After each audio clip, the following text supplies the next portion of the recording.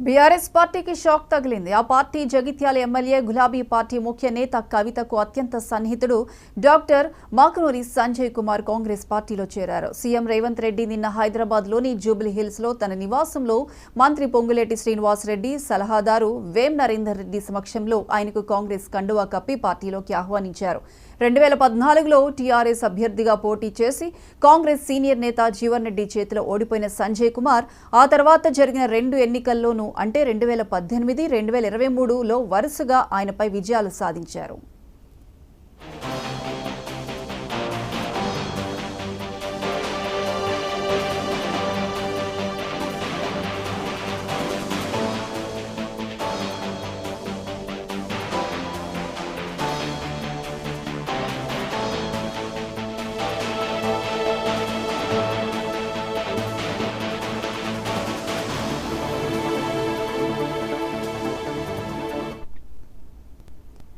BRS పార్టీకి shock తగిలింది. ఆ పార్టీ జగిత్యాల ఎమ్మెల్యే గులాబీ పార్టీ ముఖ్య నేత కవితకు అత్యంత సన్నిహితుడు డాక్టర్ మాకునూరి సంజయ్ కుమార్ కాంగ్రెస్ పార్టీలో చేరారు.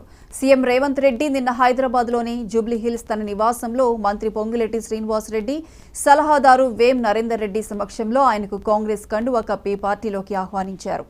2014లో టీఆర్ఎస్ అభ్యర్థిగా పోటీ చేసి కాంగ్రెస్ సీనియర్ నేత జీవన్ రెడ్డి చేతిలో ఓడిపోయిన సంజయ్ కుమార్ ఆ తర్వాత జరిగిన 2 ఎన్నికల్లోనూ అంటే 2018, 2023లో వరుసగా ఆయనపై విజయాలు సాధించారు.